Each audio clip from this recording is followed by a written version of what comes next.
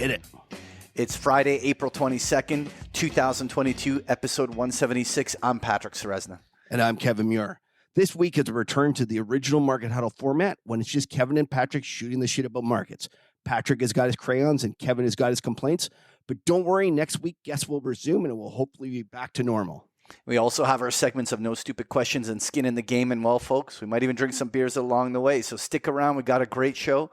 Lena, hop on. What beer am I drinking this week?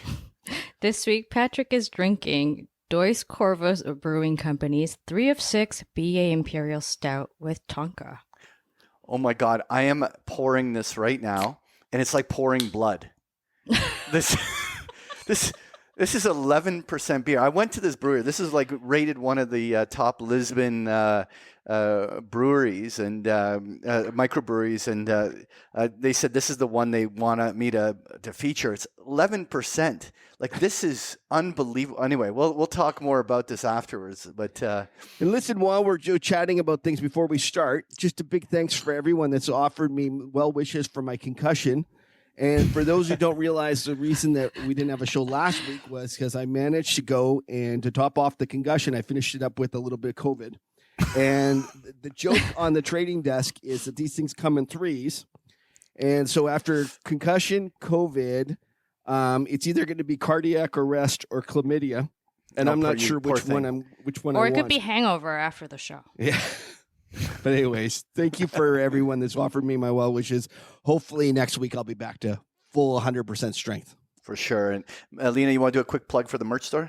Sure. If you haven't visited our merch store, please visit markethuddlemerch.com. And we are happy to announce that we made a donation to Koifin's fundraiser for Ukraine-based employees. Nice. All right. How about some side effects here, bud? Okay, nothing in this podcast should be viewed as investment advice. Listeners should consult an investment professional before making any decisions regarding topics mentioned in the show. Side effects may include delta diarrhea, thirst trap theta, or Netflix narcolepsy. Oh, I suffered from that last one for sure. All right. Okay, so Patrick, time for talking charts. Oh, yeah, for sure. Okay, like, I don't know, 2-3 weeks or whenever it was, we were talking about the top 3 things. I'm just going to quickly fire them off. Actually, I think these were the ones I talked about with Cuppy. I don't even remember now. But anyway, we were talking global central banks, that inflation number, and that U.S. dollar. And they were all very relevant, and they continue to be. Obviously, huge hawkishness coming from global central banks. Inflation remains hot, though we may see peak inflation at some point here. And that dollar don't want to quit, right? Yeah, it's actually deserving to be on your top 3 list, which is very unusual for you. Yeah, very unusual for me. All right, let's talk about the top 3 things, though, to watch this week. All right, and well, one thing we had to kind of highlight is what's going on with these resource stocks. And one of the interesting things, like, resource stocks have generally been one of the spots in this market that has held up so well, and in fact has led the way in many ways, giving a little bit of safety and even performance for those that were overweight the resource names, whether it was the gold miners like Newmont or the uranium names like Cameco or a lot of the basic material names. All of these have been running. And just in the last 2 days, so many of them getting hammered in the most epic way. And the bigger question in my mind was, is there something bigger going on? Was it just that the things got overheated and, typical margin call, kind of like you give enough of a reversal, everyone tries to lock in some of the profits and creates a little liquidity event. I'm curious whether you think that this is just a blip and the trend will continue, or whether you think it's something more meaningful. Well, I do think that the trend will continue, but in terms of trying to explain what's happened, I think it coincided with extreme hawkishness from Powell and all the other central bankers.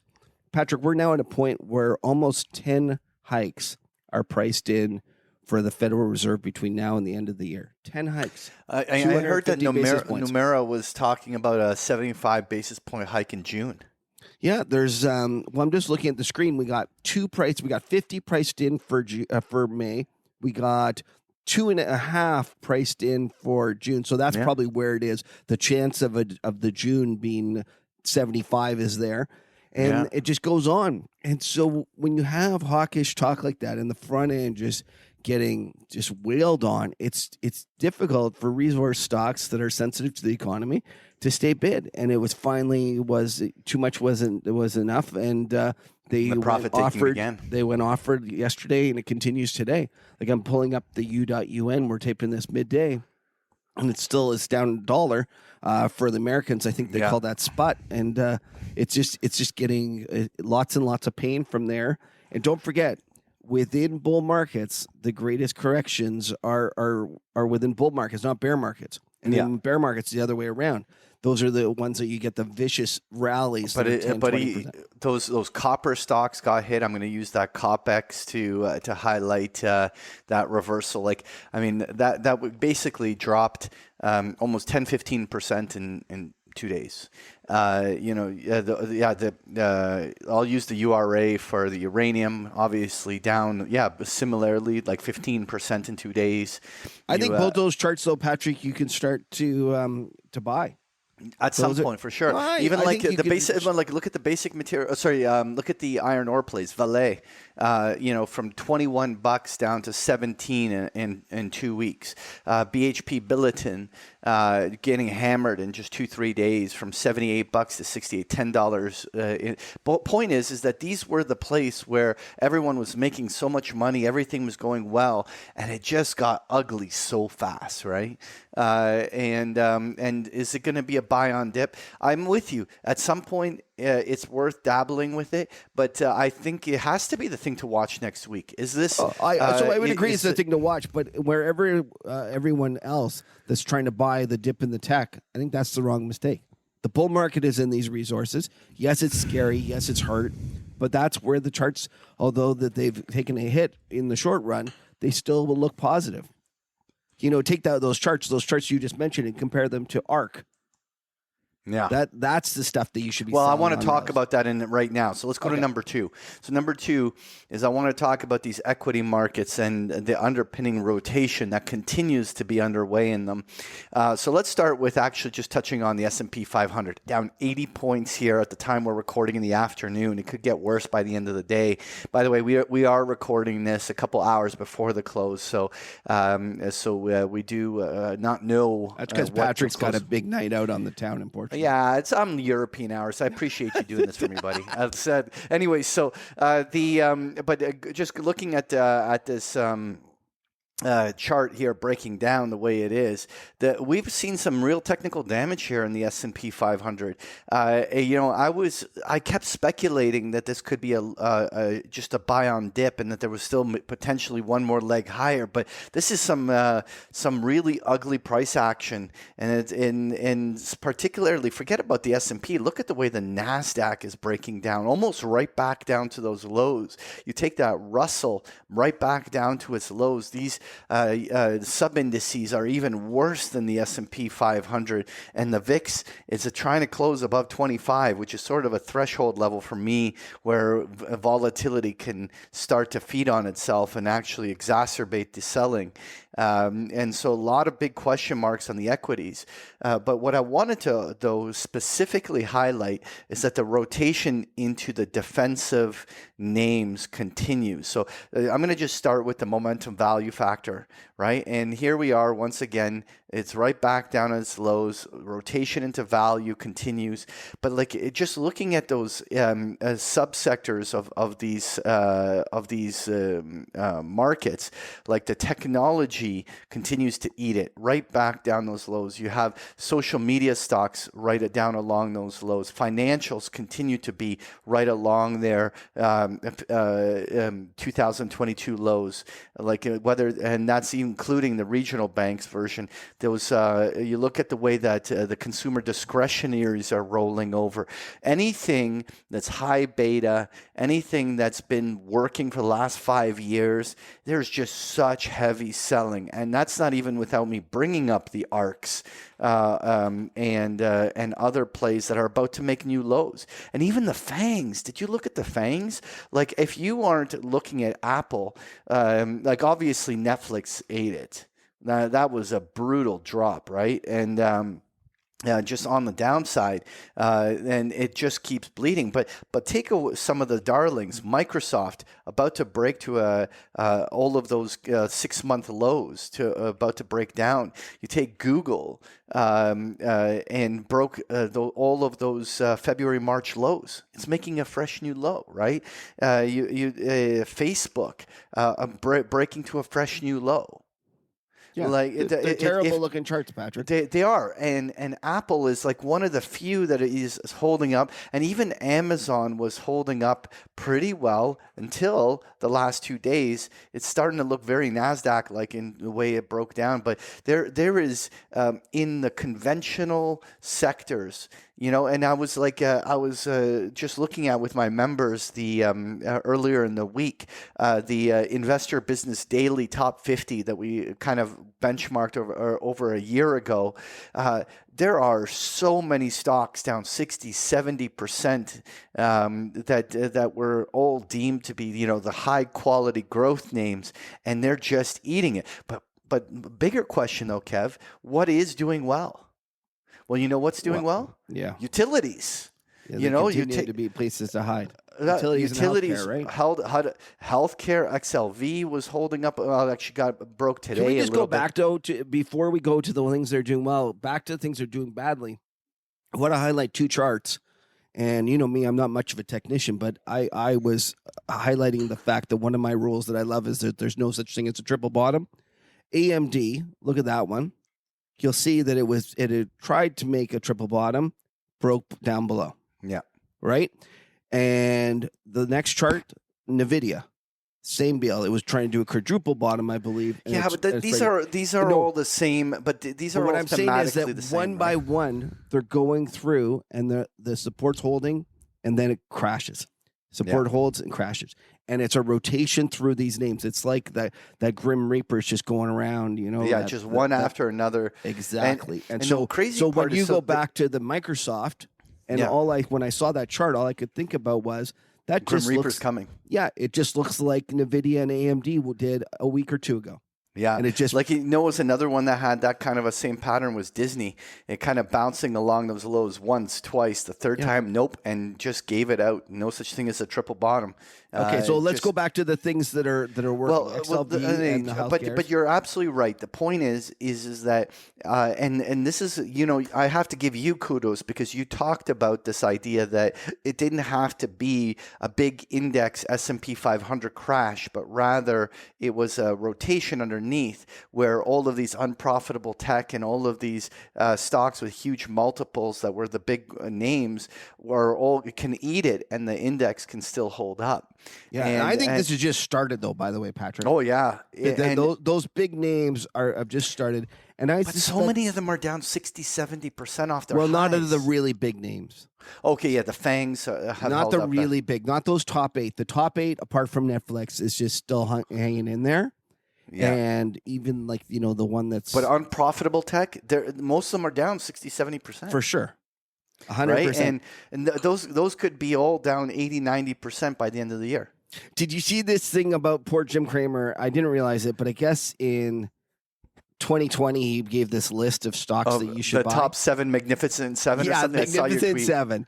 And to be fair, listen, that's 2020, and they did well for a while. So the trades, they did work, but then they have subsequently collapsed. Every single one of them is down like 80-90%. Except for Tesla.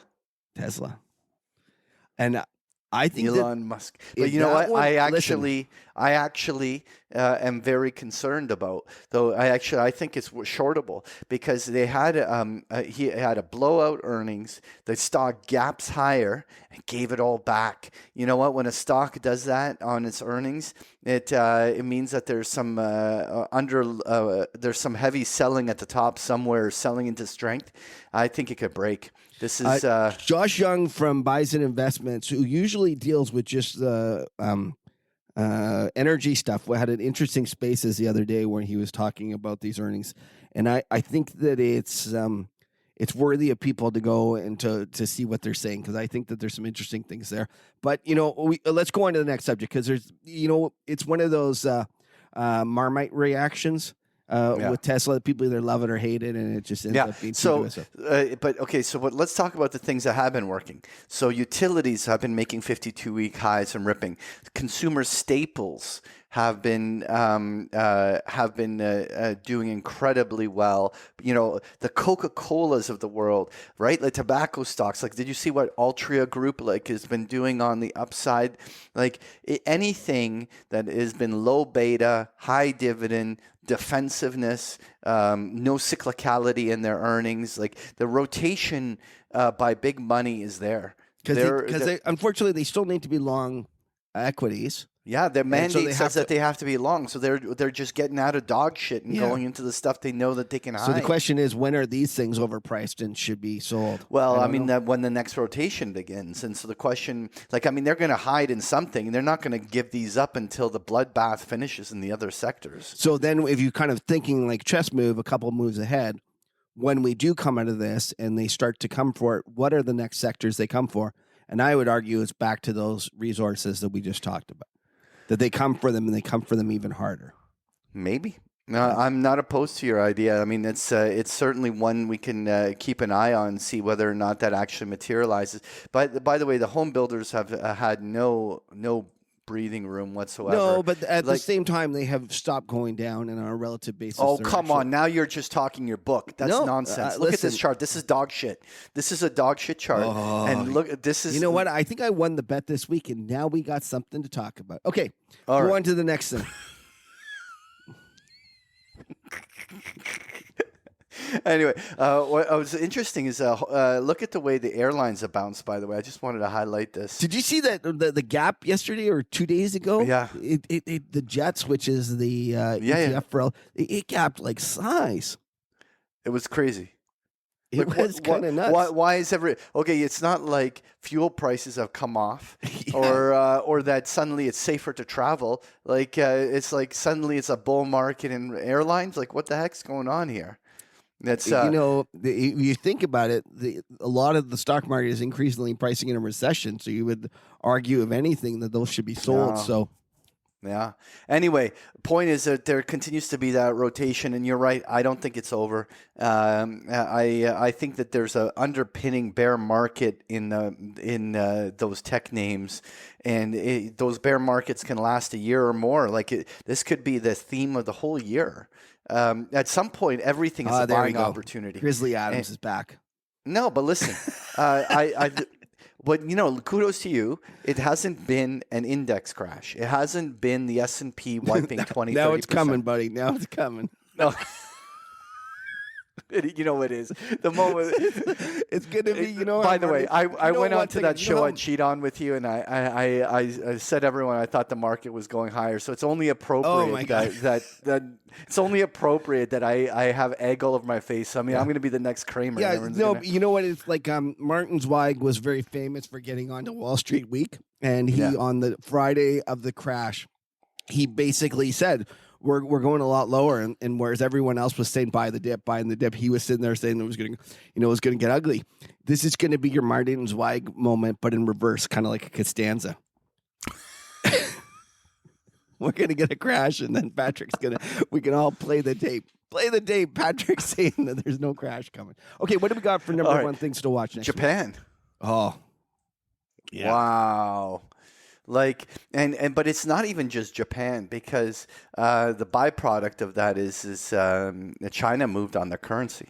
Right. Renminbi's is underway. So let's start it with the Japanese yen. Yeah. And just start kind of like the stealth move that few outside the macro community were talking about. Yeah. Nobody was talking about this 1,000 to 1,300 pip move. And it was a great trade. And I think you actually were on this trade, and you were that way. And I, like an idiot, have been fading it way too much, and I've completely missed the story. And so it makes sense that I now understand it and can explain it just in time for it to switch. But let's why don't you give us your technical mumbo jumbo, and then I'll talk about fundamentals. There's a pretty dominant trend, and every dip is being bought. So there's what to me by is the way, pretty just for those who understand, it's actually we're showing the chart of USD JPY. So every dip is being bought, and the trend going higher means lower value of the yen.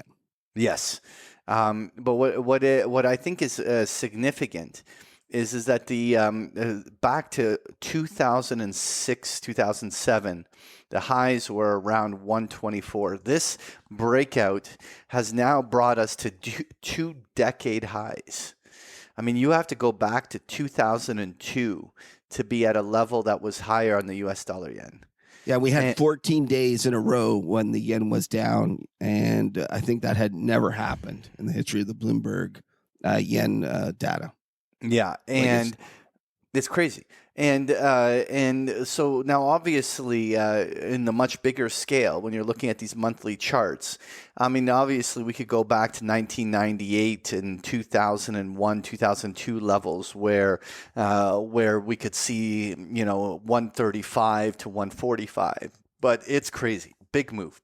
Anyway, so the point is the trend is dominant. It's really hard to find or justify any asymmetry in chasing this trade. Like this is a very mature move, and you have to think at some point it's going to stall. I don't know whether I would be a short on the U.S. dollar against this because that's a very dangerous game. But I think that at some point it's going to have to pause this kind of parabolic rise, right? So let's talk a little bit about why this is occurring. You have the U.S. that is admitting that they're way behind the curve, and they're making all sorts of very hawkish comments about future monetary policy. Even though they've only raised rates 25 basis points, they've accepted the 50, and they're even starting to float trial balloons of 75. Now, even in Europe, we have the same thing. Lagarde is reluctantly agreeing that the QE has to stop earlier than expected, and that rates might be coming sooner rather than later. So the two other major central banks in the world have both embraced a very dovish stance. A very hawkish stance. Yeah. Meanwhile, Japan is sitting there, and they have not agreed on any rate hikes at the short end. And not only that, at the longer end, they're one of the few countries or central banks that has pegged their yield curve. So they have pegged their 10-year at 25 basis points.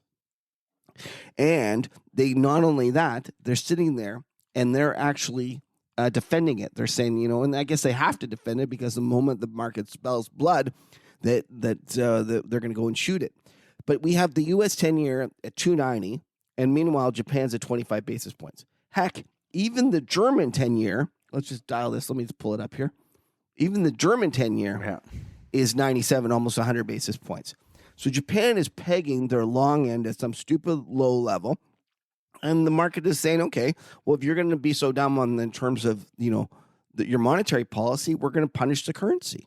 And so what's happening is that we're having the longer that they continue to run monetary policy too loose, the more the currency goes down. And as you rightfully point out, this is now becoming a problem for the rest of the world, because if you're China or you're Europe trying to compete against Japan, all of a sudden all their products went on sale 15%.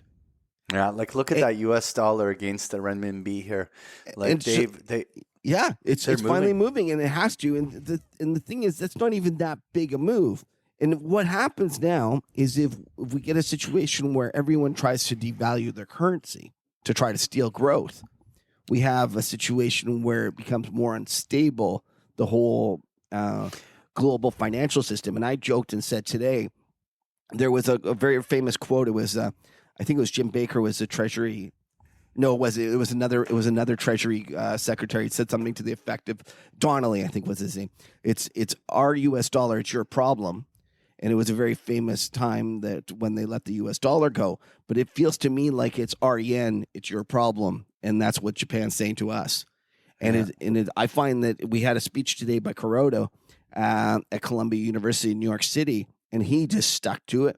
They're not budging. And this could be really destabilizing to the global financial system. And I think that it should be on everyone's number one thing to watch. Stick that yen up. So the bigger question, how long can the US dollar sustain being so incredibly strong?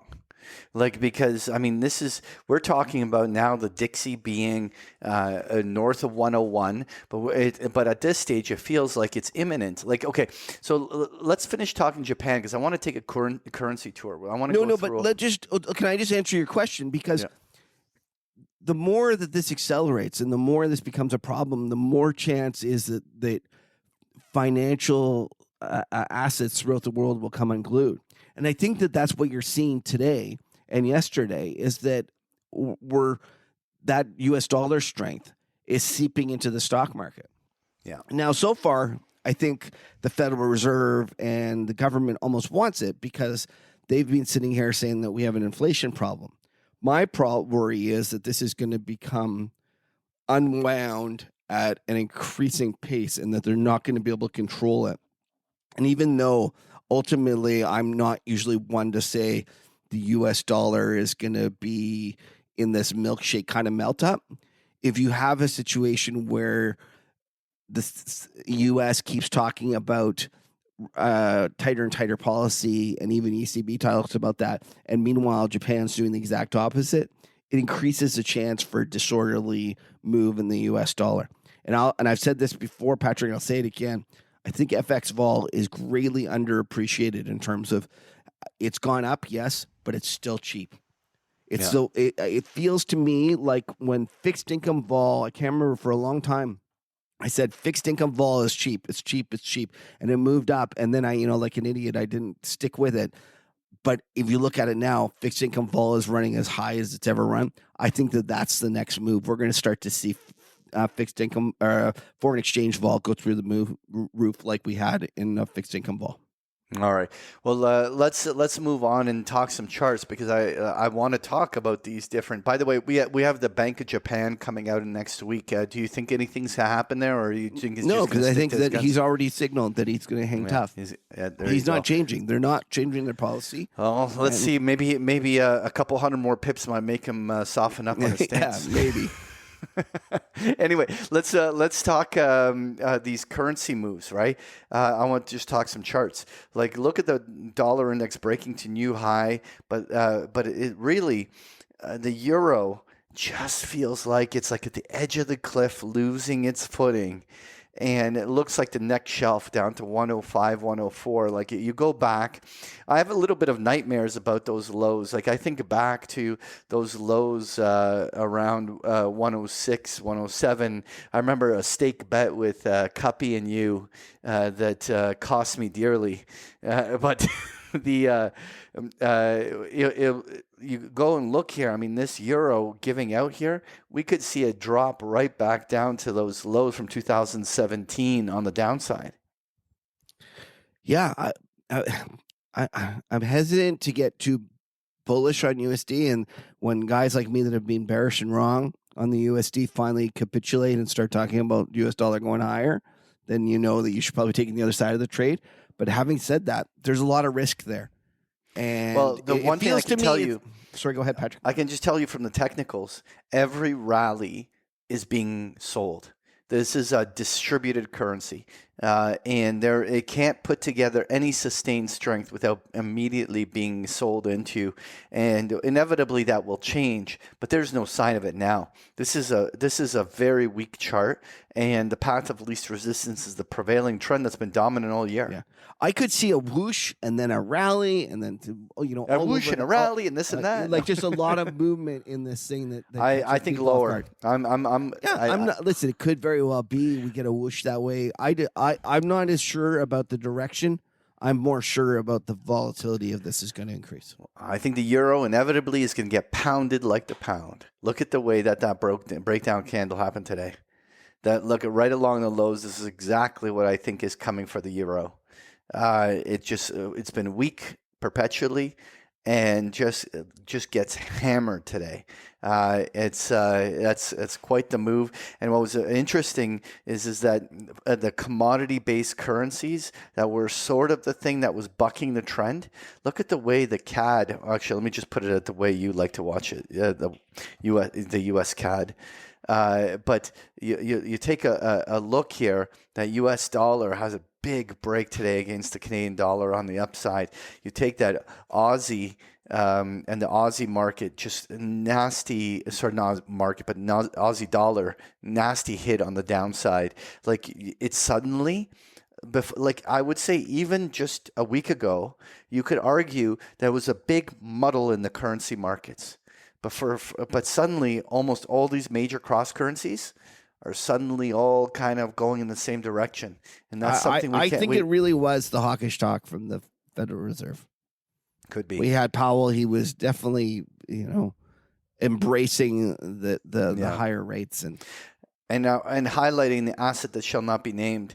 On this chart, these failed rallies. I mean, there was every reason why we should have seen the 40,000 level on Bitcoin be able to turn this back and push 44, 45,000. Immediately met with selling. This is a distributed market. And looks like other cross currencies. It's just a very weak chart. Right now, it's like be long US dollar and short everything. That the world's back to normal. Patrick has got its regular positions on. All right, crude oil. Do you think there's another bull leg coming here on the short term, bud? I think it goes lower first. I think that the US dollar will eventually weigh on it. And I think you get a flush, and then you buy that flush. So to me, this 100 pivot is important. Like if there was going to be another leg higher here on crude from this level, we shouldn't see much printing below 100. Anything that sustains below 100 could easily wash out. You're right, down toward like $90 on the downside. But in the bigger picture, I'm bullish. So like I think Cuppy and you will be right in that there's a lot of reasons why oil should go higher, but I'm watching this 100 level here on the short term to see what happens. But what got killed by those rates and everything was gold and silver, right? It's it's not killed, but certainly lost the momentum that they a week ago looked like they were ready to go on the upside. Just a US dollar up and everything is just grinding, right? To me, a lot of people are saying how bad the gold and silver are behaving. Given the fact that we had the front end get absolutely just monkey hammered in terms of the yield curve, and then we also have the US dollar bid, I think they're behaving quite well. Yeah. Eventually, we're going to get a situation where those stop going down and the US dollar stops going up, and then what does gold do?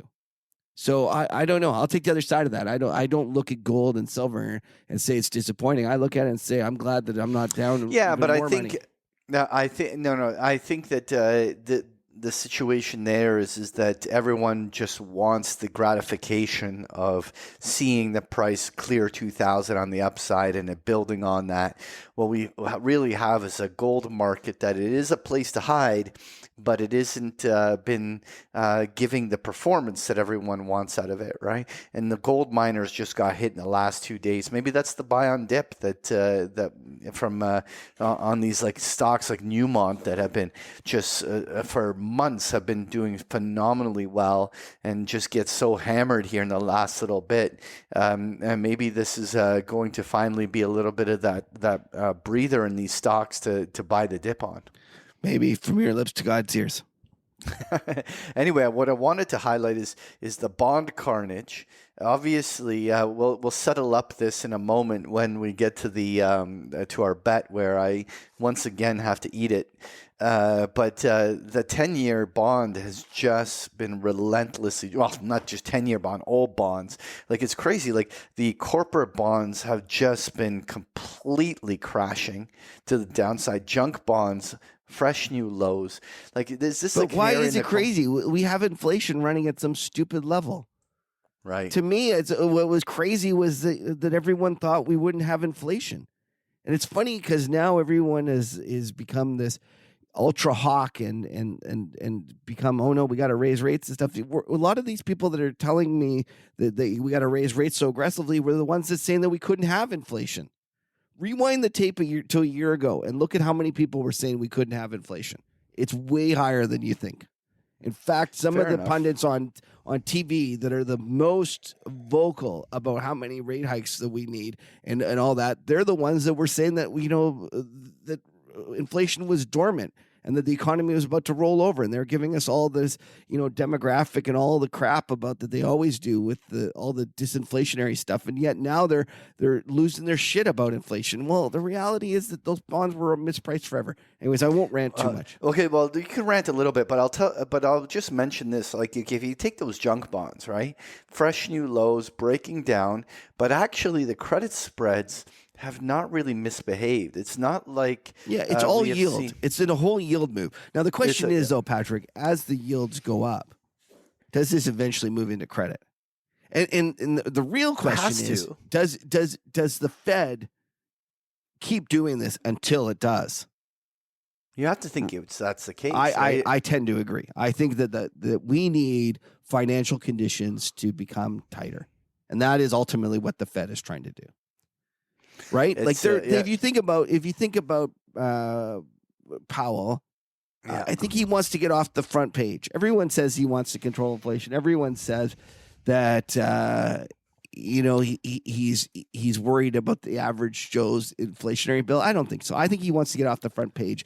And the reality is that he's had Larry Summers, Mohamed El-Arian, shitting all over him about being behind the curve, and they want off the front page. And I think that one of the ways they're going to get off the front page is if all of a sudden we have a situation where stock market gets crunched for 20, 30% and credit spreads blow out. Here's a question for you. At that point, I want to hear all those chicken hawks that are sitting there telling us how much they have to raise rates. I suspect that their tune will change when all of a sudden financial markets come in hard. And I think ultimately that is what the Fed is almost wants over the short run. Well, and it is if you kind of put that into step back and look at that from that perspective, then when we were talking earlier in the episode about that sector rotation, it's pretty explanatory as what the smart money is doing, right? Like they're hiding. They know that you don't want to be loaded up on the highly leveraged high beta names in these type of market conditions. You got to kind of go and buy quality, and you got to kind of hunker down and batten up the hatches, right? I agree. But back to your thing about those HYG and the LQD, they could get worse because not only are you having the front end get hammered in terms of on a yield basis, just interest rates. Yeah. Well, we could have credit spreads blowing out, which very likely could happen. Well, at some point, stocks will get hurt by an economic slowdown, and more importantly, the fact that they can't access the financing market and the capital markets to get the loans, and if they do, they're doing it at much higher interest rates, and suddenly there's all sorts of big question marks about everything, right? Yeah, it'll be really interesting to see, Patrick, if we do get a whoosh in the financial markets or financial conditions. Let's just say that. Yeah. And don't forget what goes into financial conditions. One of them is the dollar, credit spreads, all sorts of things like that. If we had a situation where all of a sudden the dollar, let's say it just accelerated, the rise started to accelerate, I suspect that what you'd see is you'd start to see credit spreads widening. You'd start to see the stock market getting hammered, and it could accelerate out of nowhere and get a lot worse, a lot quicker. And then the question is, what do you do in terms of the yield curve, and is the Fed's reaction function going to change? Is it going to be slow? How's that going to work? Where do you buy? It'll be fascinating to watch. Yeah. All right. Well, I think that's enough for talking charts. That was a good session. I thought we covered a lot. It's good to be back in the saddle. It's been a long time since we tried charts. Oh, for sure. Okay, so let's go on. It's time for skin in the game, bud. It is. And it seems like it was so long ago when we made this bet, and it was. It was, I think, like April 8th or something like that. But I was so proud of myself, and Jerry Parker was my inspiration because I was a trend follower extraordinaire there, doubling down on the U.S. And like a fool, I faded you. You did, because you love bonds. You're like kind of like secretly. You do. You love bonds. You have the posters in your room, and I know that this is actually the first step. We'll get a U.S. dollar rally, and then maybe, bonds will be able to, if we get a big bout of deflation, bonds will be able to rally again. Anyways, let me tell people about skin in the game. It's our weekly opportunity for us to demonstrate that we are degenerate gamblers at heart. Every week, one of us presents a wager, and the other guy chooses which side of the bet he wants. Every wager needs to settle by next episode, and the currency for the wagers is as follows. Mackenzie and Mackenzie. I almost forgot our famous Bob and Doug McKenzie last name. Pint of beer, a burger bet, a pitcher, a case of beer, bottle of wine, or a steak dinner. The winner of the bet is obligated to create a new bet for the following week. So that's me. All wagers settle in full, and there will be I repeat, no netting of positions. Okay. All right. So first of all, a couple of weeks ago, we bet on that June T-bond contract. After I lost a stake to you, I basically doubled down with a case of beer. Yeah. And you have been the champion. The champion. So now I'm stuck. You know what? I got to do the ITB. Now, what the trouble is, the home builders, it's not really fair because I'm pretty bearish on the whole stock market. So I was wondering, is there any way we could do a relative bet? Yeah, sure. Do ITB against the S&P or something. Or what index? Let me just think about what index you like. You haven't given any hints about what you really like. What do you like in here? Come on, give me a little. I need something to work with. Just do it against the S&P. Let's do a relative, which one is going to relatively, will the ITB do better than the S&P or worse than the S&P this week on a percentage basis? Okay, I'll take it, even though ITB's probably got more than S&P. Well, then why are you making the bet? Anyways, I'm doing it. I'm doing it. I'm taking it. No more chatting. I'm taking it. So I'm taking IT. Well, the bet is ITB. Do you want to do ITB versus the S&P? What I'll do is I'll do it against the SPY here. I think that we'll do it properly, but doesn't even worry. We won't worry about the price right now. We'll just say on the week, does ITB outperform the S&P 500? Perfect. And so you go up or down. Obviously, you're going to choose down. Yeah, right? I think it does worse. Okay, great. Okay, so now the question is, what do we bet? I'm stung from the last few. You know what? We've got a Market Huddle piss up coming up. We're going to announce it imminently. I think I'm going to throw in a picture for this. Okay, sounds good. You're on for a picture. All right. So we're on for a picture for that. All right. So let's move on. No stupid questions, Lena. Are you ready to answer some questions? I hope so. I hope you have answers to all the questions that were asked. All right. So first question here. Hopefully, Kev has recovered from his forehead meets wall experiment. Huddlers worldwide are counting on him.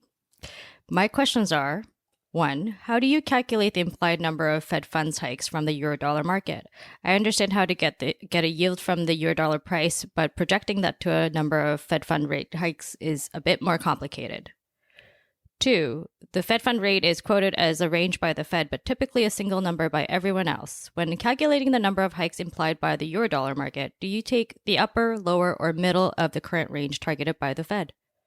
Okay, so these are great questions. And by the way, this Huddler had the great side effects that we used the previous week, so that's why we're including this. How do you calculate the implied number of Fed funds hikes from the Eurodollar market? So what you need to do is you need to look at the spread between the Eurodollar futures contract and Fed funds. And from there, they make an assumption that spread will stay constant. And then what they'll do is they'll go look at where that Eurodollar future is trading in the future. And they will then figure out, assuming the spread stays constant, how many hikes are priced into that market. So the key to understanding is that they're assuming that the spread between the Eurodollar, which in this case is LIBOR, and the Fed funds stays constant. And the other thing you need to realize is that when you're looking at the Fed funds futures, those are based upon the average of the whole month. So if you're going and looking at the Fed fund futures contract and you're trying to say, okay, what are they pricing? You need to realize that it's the average Fed funds over that month. And now this is kind of leads us to the next part of the question, which is the Fed funds, they provide an upper and a lower bound. And then there's the mid-market. Well, the reality is that if you look at those Fed funds, every single day they're trading. And they're trading and they're within that range. Generally, I can't remember what it is, but I think it's like 10 or 13 basis points above the lower bound. And when, for example, when you have that Fed funds futures contract that is the average of each and every one of those days, it takes the settlement on this day and then adds this day and this day and this day and this day, and then averages it out over that period. So Fed funds, although it is often described as one rate, in reality, it is a rate that is moving around and actually has a tiny little bit of variability to it. Nice. All right. Let's, next one, Lena. Next one here. Market Huddle team, thanks so much for the awesome work you do. I never miss an episode. My question is, can I close my Cuppy style oil futures call spread early if desired? I think I heard mentioned at one point on the podcast that a call spread on a futures contract cannot be closed early. It has to be held until expiration. I'm new to trading futures and I can't seem to find an answer to this seemingly simple question. Are options on futures different than typical options on equities in that sense? In my Interactive Broker account, I have some WTI December 23 90 100 bullish call spreads and a few December 24 95 105 spreads as well after hearing Cuppy, aka my financial advisor, pound the table so many times. I don't plan to close these early, but if I have to, can I close it out like a typical equity option spread or not? Thanks so much. Well, I guess the biggest problem with that market, Kev, is that it's not actively quoted, but you definitely can close the trade early. It's just in a less liquid market, there's a tax from the spreads that you're paying, right? But am I not correct that that's a European settle, and maybe that's what he's getting? But no, even European. No, I understand, but I'm confused at the fact that he's confused that you can't unwind it before the actual time of expiry. There's a market all the time. Patrick's 100% correct. There's always a market, so you can go and unwind the trade, meaning you can reverse your position. But I think what he's mistakenly assuming is that I don't think you can exercise those early. So you can't exercise them early, but you can sell them. Right. Am I correct? Well, if they're European, yeah. So why don't you just explain the difference between European and American options? For sure. Well, simply European options are they can be bought and sold anytime, but they can only actually be exercised or assigned on their expiration date and cash settled. So whatever amount is owed, the difference between the two is delivered. While an American style option, you pay the premium, but you actually are entitled to the right to exercise at any point. And so while you can always buy and sell into the market, which is very few times is there a benefit in exercising versus just going into the market, because there's usually time value left in the options. But there are some strange, just for those people that are aware, there are some strange cases when you have dividends and it goes ex-dividend, that it makes more sense to exercise early. So you will see people doing it, if you're short on ex-divs, on ex-div dates, and it's a big trade. But that's American style. So you'll find them. A lot of people will try to do that trade on the SPYs and the Qs, and they will go do it. I think that the issue that he's talking about here is that they're not actively quoted on those longer contracts. So the thing is that when you're doing a spread, it's a double tax, because you're looking for an active market on two different strikes that are illiquid, and so you're going and you're hoping that dealer will give you a half decent offer, right? And if you're buying, the key to Cuppy's trades is making a bigger macro call on what you think oil's happening and see it through. If you go and start trying to trade this, you're going to get taxed on the spreads. Well, so your argument is it's a very illiquid instrument, so be careful how much you go in and out of it, because you got to play transaction, the friction cost is quite large. Exactly. Although I'm sure Cuppy will show you a bit. All right, next question. So next question here. Hey guys, I have a question about candlestick formations. As we know, candlesticks show the high, low, open, close, and direction of a trading session. My question is, how best can one use candlesticks for 24-hour markets? I'm based in London, so candles on my charts open and close according to GMT, but when trading a 24-hour market, I sometimes feel this doesn't tell the full picture as when the session finishes here in London. It's halfway through for some other part of the world.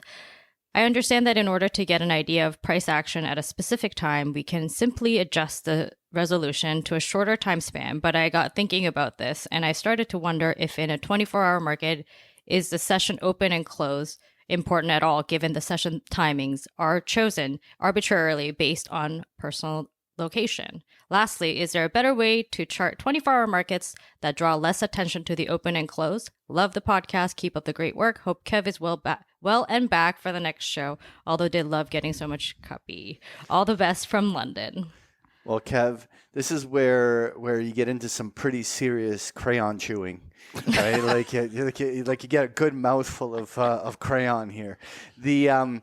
I mean, look, you got to kind of think of what the origins. You have to think holistically on the bigger picture of what the origins of candlestick charting was. I mean, when hundreds and hundreds of years ago, when in the Dojima Rice Exchange, when they invented candlestick charting, it was meant to just track rice prices and stuff like this back in that time, and they would just simply have a way of tracking the price.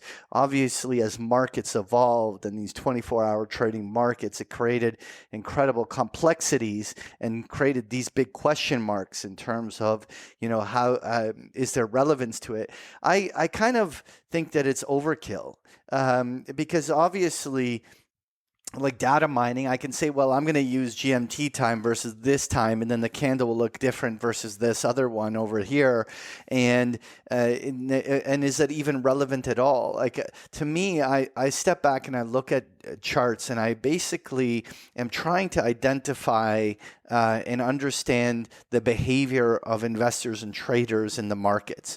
And the candles that we're putting up on there is a roadmap to the behavior of how all market participants are putting their money to work. And it's like a roadmap of what's been happening and how it's been playing out. And I think that if you're over analyzing the open and close of every single candle, sometimes you can't see the forest through all the trees. It's almost over analysis. I think you want to get out of the weeds of that kind of question and really try to step back and understand what is really happening. And this is why I think that technical analysis is an incredibly valuable tool that has to complement macro and fundamentals. It shouldn't be technicals alone. You have to have prevailing underlying themes and macro kind of thesis as to what's happening, and the technicals are the kind of roadmap as to whether the move has started now and whether there's an asymmetric entry or an opportunity at this moment, right? And so I just basically think that you don't want to overanalyze these candles, and I'm not going to answer it in a way that there's some secret way of timing it to, let's say, the North American session or something like that. Yeah, and I guess it depends on what you're trading. If you're trading foreign exchange that is truly a 24-hour market, that's a lot different than if you're going and trading stocks or commodities. Yeah, but the candles, even if you use them on different time frames, will still tell you what the prevailing trends are. Just because one would have a longer wick and one would have a full body, because you clock this open and close at different moments, I don't think it really changes the primary trends and forces in play in the way that the chart is developing. I think it's just over analysis, maybe. Okay, well, I'm not going to argue with you there. Next question. So last question here. I am bearish bonds for the next 6 months, but I think if we get a recession, then the Fed will cut rates and bonds will rally. My debit calendar spread is a short 100 strike TLT call expiring in October and long 100 strike TLT call expiring in January 2024. This is my first debit calendar spread, and the internet tells me my possible losses are limited to my initial cost, but I need to hear from the gurus themselves the wisdom of folly of my decision. Thank you. P.S. I am bald like Kevin and need a Market Huddle hat. Any coming to the website? Bald is beautiful. Bald is beautiful, but Lena, are Market Huddle caps going to come inevitably? Well, now that there's a demand, maybe there will be. Yeah, because you know what? Now that we're approaching the summer, all of the Kevin and company will need to keep that shaded. You don't want to get a sunburn on your You don't want scalp. to get sunburn on the top, I right? still remember the first time because I had hair till I was 30 plus, and I remember I went out and I was windsurfing in Aruba, and no. I came back and I was like, the top of my head was all of a sudden just like so Raw. painful, and I was like, what the hell's going on here? And that's when I realized I was headed to baldness. Anyways, There you Patrick, go. why don't you answer this one? So first of all, he's correct. Your risk is limited. So he's long the longer dated one, which basically means that there isn't any real risk beyond the debit that he outlaid for the trade. And so if the TLT goes ripping higher, my dream come true. No, just kidding. But if the TLT goes ripping higher, then let's say he paid $1.50 for the one put and sold the other one for 75 cents, then that 75-cent debit is really going to cap his max risk. So he is correct in that element. But what's really the trick on these calendar spreads, particularly when you're going longer dated, you're making a very specific bet because really what you're looking for is that by that October expiry, the closer the TLT is to 100, and you have that October one expire, and the and that January 100, particularly if there's a spike in vol, is selling for a big rich premium, you walk away with a very lucrative payoff. So it's a very specific bet that has a very specific time frame from which it needs to materialize. But he's correct that it is got a limited risk to that debit amount. Okay, great. All right. Lena, where can people submit their questions if they have some questions for us? So now that Kevin's back, if you have any questions for Kevin and Patrick, please submit your questions to nostupidquestions@markethuddle.com. All right, Kev, let's wrap her up. All right. So thanks for tuning into the Market Huddle. We appreciate you spending some time with us. Please give us a follow on the Market Huddle on Twitter. Lena's there manning the post all the time. You can listen to the Market Huddle on all the networks: Google Podcasts, Podbean, Spotify, Android Play, and iTunes. And YouTube, a lot of people watch on YouTube to see all of our latest charts and visuals. And while you're there, please like and subscribe to get our latest content. Patrick, where can they find you? You can find me at bigpicturetrading.com or on Twitter at Patrick Ceresna. And Kev, where can they find you? I'm on Twitter at Kevin Muir, or you can go check out my newsletter at themacrotourist.com. And listen, we can never have too many friends. Bear market, bull market, we're just happy to spend some time together on this crazy ride. Now stick around for the after show.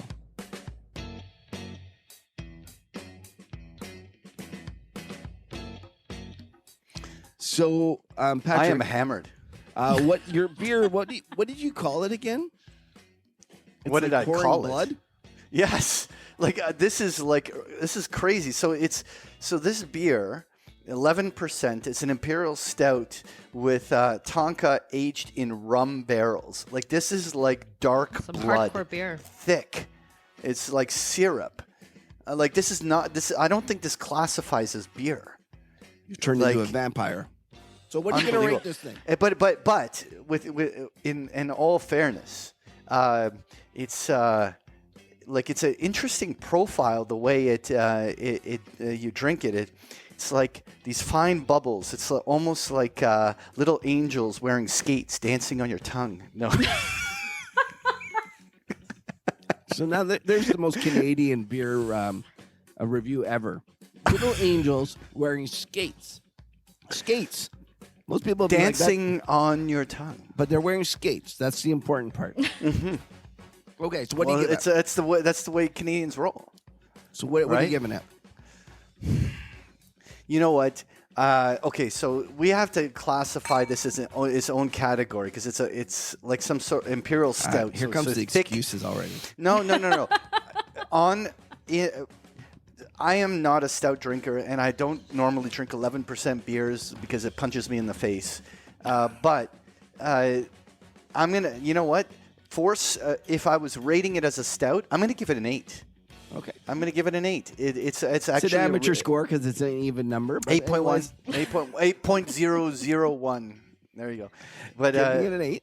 I like it. no, but it's you know what? If imperial stouts are your thing, this is actually a great imperial stout. But it's not for everyone. Like this If you too want to taste what it's like to have angels in skates dancing on your tongue, check out Patrick's beer. So, Patrick, what do you got planned for tonight in Portugal? Going out for dinner. Where are you going? I haven't figured out yet. And now, are they getting to know you, like in the town? There's Oh yeah. Patrick, dude. No, I'm Okay, now do you speak any Portuguese? no. So I take Okay, it- I mean, obrigado, right? Like, I mean, like, does no, that I'm, mean? I'm Like, horrible give me at this. another But beer? I'm working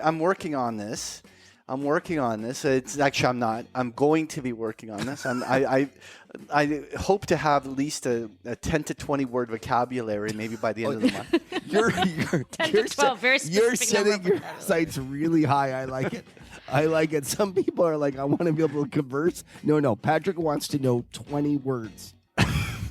Like, I'd love to be able to tell a cab driver where my address is. That's. Oh, Do they? I've never been. Do they? Most people speak English. Oh yes, you know what? Lisbon is phenomenal. It's in Portugal is just great. Like just a great city with great people and very strong English skills here. You can get by very well here. Very comfortable, very safe. Love the city. Okay. Well, there you go. Little Portugal tourism department sending us our check later. Yeah. So, Kev, I mean, you've been bedridden. Oh my what God, have you it's just- watched? You know, I do have something to say. At one point, Patrick had gotten and talked about Archer, and I was like, "Oh, that's it was funny, but I didn't really get into it." But now, when I was bedridden and had more time, and especially towards the end, when it wasn't the concussion, during the concussion, I basically just sat in the dark, feeling sorry for myself. But actually sleeping most of the time, to be truthful. But then this last week has been the vid, and I've been able to actually do stuff, and I've devoured the Archer series. It's pretty funny. It is. Oh I my didn't God! like Thank though you. the seasons. Thank you. I didn't like the seasons when they went off into these kind of Yeah, when like he was the jungle and shit like yeah, that. I didn't like so. I eventually was like, I'm skipping that. But the actual show is really funny, and I'm gonna take back when I made fun of you for that show. That is a good quality show. Fantastic. You know what I've been watching? Did you guys ever watch it? The Marvelous Miss Maisel. Oh yeah, one of the greatest shows. It's awesome. It's I think so Kevin I'm recommended like that only show 3 once. episodes in, and I'm it's hooked. so good. It is so good. Now I haven't gotten caught up in the latest season, but it is so good. It is just wonderful TV. If you I haven't haven't started watched that it, yet. if you haven't watched it, go watch it because it's just outstanding. I'm a huge fan. Huge fan. I'm surprised. It seems kind of highbrow for you though, Patrick. Yeah, well, you know what? You're getting sophisticated now? I had. Well, no, I was introduced to it by a lady friend, and there we go. I wouldn't have ever picked it on She my didn't own. want to watch the Archer again, the whole season. No, of Archer. it's like for some reason she thinks it's stupid. Really? I don't understand why. Oh God, context. What's it about again? Marvelous Mrs. Maisel. Well, I'll let Yeah. Patrick. It's like the first comedian woman. I don't know. Let's say first because I'm sure there might have been before, but yeah, just it's like what, It's about what a is it com- based in it's this? Is it in the 70s or 60s or what was it? Oh my God, Patrick's so bad. Yes, it's in the early '60s. It's a lady who's married to a guy who decides he wants to be a comedian, and then he fails, and she decides to do it herself. She gets divorced, and I think it's based upon. What's the name of that comedian Collins? There's a woman called. Yeah, you know, there's a. It's based on loosely on a true story, right? Well, is it Loosely. Loosely based on true story. It's not Judy Collins. What's the lady's name? I don't Oh know. my She used God, now I to, gotta she used Google to do she used to do the Tonight Show. It's loosely based. Anyways, it's really well done though. It's really Okay. funny, Lena. All Just so you know, I did watch on a serious note. Well, first of all, I rewatched Moneyball. I don't know why I got no weird thing, and I was like, I'm gonna rewatch Moneyball. And it's a great show. I really liked it, and it was really well done. But then I watched Anatomy of a Scandal, and Anatomy of a Scandal. and it's this new I feel one, like I've seen it. I don't know. and it's the guy from Homeland that is the dark-haired guy. That's that's what's her face's like kind of partner, and he's always bad. But anyways, he's like a CIA agent. Yeah. That guy. yeah. So anyways, Oh, I haven't seen this one. I really liked Anatomy of Scandal. I thought it was really well done. Now my wife didn't. She didn't like it as much because I think she had higher hopes going in. Keep your hopes low, and it's really good. It's kind of like you know, my wife's problem with me is that she kept her hopes too high. If she just kept her hopes low with me, then everything would be easier. How about you, Lena? Have you watched anything good? It's on Netflix. Okay. I had finished watching Euphoria on HBO. Oh God, isn't that really? It was intense. Yeah. I was like, is this what high school kids are up to these days? Because I do not want to have kids if that's This is very worrisome. I think I'm going to skip it unless you think it's really good. It's good, but it's really intense. It's I don't know. I don't know if you'd like it. Okay. I definitely wouldn't watch it with your kids. That's for sure. 100%. Do not watch it with your kids. It was like the first time we Note to decided to watch self. Bridgerton thinking it was like Downton. Oh no. Yeah, it's we worse would than that. literally watch it with our kids. Do not watch it and with it your was like kids. it was like, oh, this is awkward. Yeah, no. This will be to the point where you probably won't want to talk to your kids for a while if you guys watch it together. That's Because it funny. made me feel like, oh my god, I can't watch this. Like, Okay, I'm gonna skip It's it. very, Anything, intense. anything that's good that didn't make you feel icky? I started watching Severance. Oh, so I started that one as well. It's a bit of a slow burn. Yeah, it but is it's a an little. interesting concept. Yeah.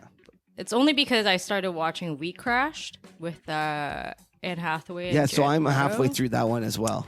I don't know. I just couldn't. I kind of stopped watching it. I just couldn't deal with it. Why? I don't know. I'm not a big Hathaway fan. She's a little bit like people either love her or hate her. She's in the Hilary Swank camp for me, and I don't like Hilary Swank, even though they're both great actresses. I just can't. I just can't watch. What did them. Hilary Swank ever do to you? Nothing. She's a great actress. I just. I don't like I don't her. know. I just don't like her. She's a great actress, but I just can't watch her. Who else is in this camp? This is interesting. Is there any males in the camp? No, this is kind of. I don't know what it is. It's just two women. Just Anne Hathaway, Hilary Swank. Who else do I dislike? But no, not. I don't. There's not a lot of people that I can't watch, but these two ladies, it's. I get it. They rub me the wrong way for some reason. I get it. I Do you have any line like that, Patrick? yeah, like I can't watch Lindsay Lohan movies. Oh God. Oh, you mean you can't watch Parent Trap? Just kidding. Freaky Friday? No, I'm trying to think. Like, there's definitely. I wish I had more time to think about it. But there's definitely a few actors that, like, I've never been a huge Tom Cruise fan. Like, but I've never been irritated enough by it to not watch like his this is movies. like. Oh, I this have is- I have a guy in my Hilary Swank Okay. and Hathaway camp, Hugh Grant. Oh really? Really. Yeah, can't watch his movies. I don't He's know. kind He of a rubs me the wrong swarmy, way. like I get it. Because my wife and I, we watched Bridget Jones' Diary the other day, and my wife's like, "I hate that guy." I was like, "It's just an actor. Like it's like just a part." She goes, "No, I hate him." She just something about him. I don't know what it hate is. him. I just hate him. It made me. I didn't watch Love Actually until like very recently, just because he's in it. Really? Yeah, that's how much I didn't really like Hugh Grant. One of my best friends is like his doppelganger, and every time we go into a bar, everyone's like, "Are you Hugh Grant?" Seriously? Yeah. Because they've had a few beers. That sounds like a good guy to go like on the prowl with. No, it makes things complicated. Pat, why don't you have friends that look like Henry Cavill? Just for you. Is that seriously like who you like, Henry Cavill? I mean, he seems like a genuinely really good guy, and he's Superman, so I went to a wedding and I was there, and there was this fellow sitting at our table, and I'm just looking at him like, oh God, that's Mark Ruffalo. And I just going on, and it's like the guy was like literally looked exactly like Mark Ruffalo. And But then, it wasn't him. And no, so then the funniest thing is later when the drinks come out, his partner says, "Come on, you want to ask him, don't you?" And I was like, "How did you know?" And You're he probably says, staring at him though. and he says, "I am Mark Ruffalo's cousin." He literally was. He was like a kindergarten teacher in Toronto, but he was Mark Ruffalo's cousin. He looked exactly like him. Like first cousins? Yeah, it was like something like that. I don't know. It was Wow. just hilarious though. Because it was That's literally funny. like we were sitting there and like after dinner, you're all sitting there chatting. He's like, "Come on, you want to ask him? Go ahead."